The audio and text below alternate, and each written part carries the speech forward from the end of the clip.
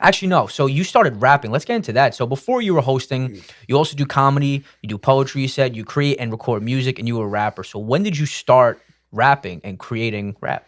Well, it's funny. I have a strong church background too. So like I started, I guess when I was 13, I was trying to write a song for a girl, and it was terrible. It sounded like a 1950s doo-wop song. And then Nice, I nice. kind of felt inspired, and I started rapping this like kind of Christian thing. And then back then, it was uncommon to be like a white rapper. When I was Yeah. 13, there was really nobody. I mean, Vanilla Ice, I think, was like Yeah. the guy, and I couldn't stand him because I was listening to like real hip hop back Yeah, then, you yeah. know. And so I was like, I can't rap or whatever. And then I didn't really pick it up till I was in my senior year of high school. I was in chorus 'cause I sing too, you know, and Nice. I was in chorus and I started kind of rapping this like Christmas rap. I wrote, and this girl was like, "You're gonna do that?" And I was like, "No, I'm not." I was like, "She was like, you're gonna do it." And then I ended up meeting this kid who was a producer and started rapping. And I did my first show in Bedford-Stuyvesant in front of 500 people, which is so crazy. Like it's like my first time rapping in front of a real crowd was 500 people, Yeah. and so that's kind of where I started. And then we kind of took to the streets and. We would go out Friday nights with a huge boombox, which I actually just got gifted one, like one of the old Lasonic boombox. I don't even know what that is, but No, yeah, yeah. yeah. So I got one of those. But we used to go with the box and just freestyle with guys, and did shows kind of throughout the U.S. kind of as a gospel rapper for many many years, Oh, that's awesome. and so. Did the gospel rap thing. I travel rapped in Norway. It was kind of cool, and then I almost got signed by Lil Mama's manager, which is kind of crazy. I don't know if anybody knows who Lil Mama even is. She did the lip gloss song, you know, my lip gloss be popping. And you don't make that stuff up. Like I would have been like it was Dr. Dre. No, it was the lip gloss girl's No, manager. yeah, yeah. Yeah, you know. And so you know, my history in hip hop and it was really I started there, you know, Yeah. but I was writing poetry at first too, and you know, before that. That's awesome. So you got to rap in Norway, and you said your first performance playing hip hop and rap was in Bed-Stuy, Bedford-Stuyvesant. Yeah. What Yeah. was the name? Is the venue still there? What was the name of the venue you It was a performed big at? church out there. A guy by the name of Minister Marty Grace used to run it. And it was so funny because I called him and I was 18 years old, and I said, "Hey, you know, we want to sign up for next year." It was called like Gospel Fest or Yeah. something. And he goes, "Why don't you sign up this year?" I said, "You haven't heard us." He goes, "Well, the crowd will let you know," and which is really encouraging when you're a beginning rapper, you know, like. And we went on first, which is also crazy. You know, I don't know, you know, any performer in the stands going on first is kind of like, even at the open mic, like people don't want to put their name one. Like, so that's why I tell people I'm the opening act. Don't worry, you know. But so we Yeah. went on first rapping in front of 500 people in Bed-Stuy. And I don't know, it was Minister Marty Grace. I don't know if he's still around. And I could probably find out where it is. But yeah, and we got up, we rapped, and the crowd went bananas. And I That's was, amazing. yeah, and they were like, I had two songs written. They're like, if you want to come back later, I was like, I've done everything I can do. And back then I couldn't freestyle, so I didn't know what I was going to do. You know, So so do you remember that night? What was going through your head right before you got on stage for the first time at that venue in Bed-Stuy? I think I just kind of shut off. Like I was just like, I just got to do this thing. You know, I got Yeah, you to. had to cross that line. Yeah, I just had to do it. You know, you had to jump in, you kind of jump in head first. You always get those like butterflies, that kind of adrenaline rush. No matter when anything big happens, if you're gonna get into a fight, if you're gonna like you get that those flutteries, you know, Mhm. and I got that for a while, and then you kind of you know rehearsed it 100 times, did it, and people were cheering at the right moments. And I didn't even think the song was that good. I think back now, I'm like, man, I was terrible back then, you know, like and but they loved it, you It know, and sounds fun. Like if you had the charisma and you had the confidence on stage, I feel like that carries a show too. That's fun. You know, I didn't find my confidence till later in life either, though. I was a very shy, introverted kid, which people don't even think about when they see me now because I don't really care anymore.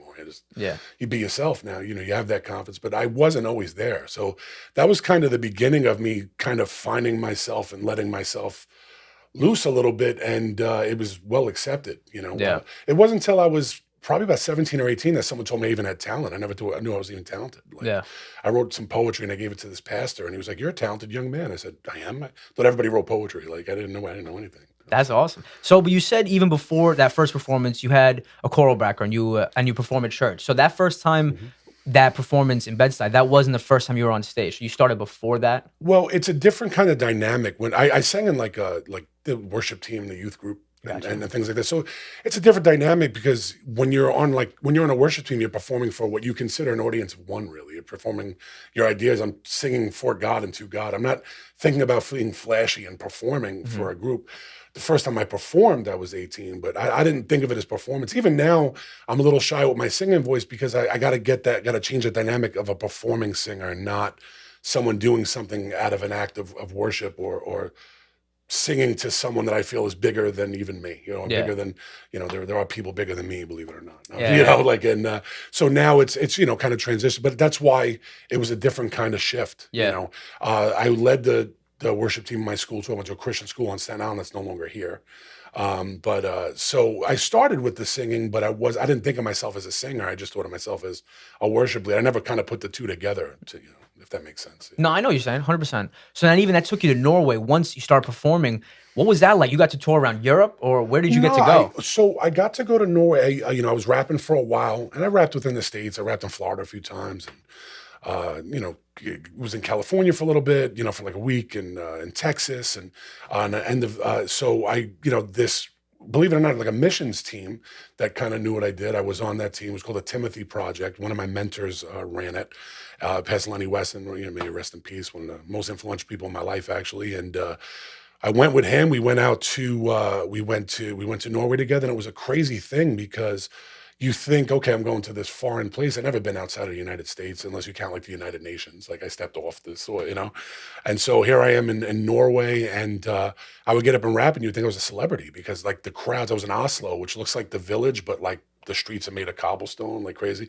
And I'm rapping, and there's all artists in the streets playing music, and our team was very talented. They played all kinds of, but they didn't respond to our team that was playing music. The minute I started rapping, I guess it was the draw of the American like hip hop. Like I got these huge crowds in Norway, and it was insane. You know, it was like wow. And then I would stop rapping, and they would just kind of dissipate. You know, They would and disperse. yeah. When So was that? Was this when, like the 2000s, 90s?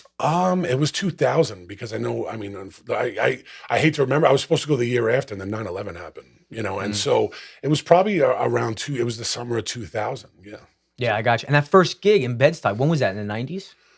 I graduated high school in 97, 1997. Yeah. Oh, nice, Yeah. nice. So were you born and raised in Staten Island? No, I'm a Brooklyn kid. Oh, nice. Yeah, 30 years in Brooklyn, but I have deep roots here. Yeah. So I went to high school out here in the 10th grade, and then just really got to know everybody on Staten Island while kind of knowing everybody in Brooklyn. So I feel like, I mean, I'm proudly adopted by Staten Island. Like, Yeah. you know, I feel I was adopted by Staten Island at a young age. You know. Yeah. So. No, that's awesome.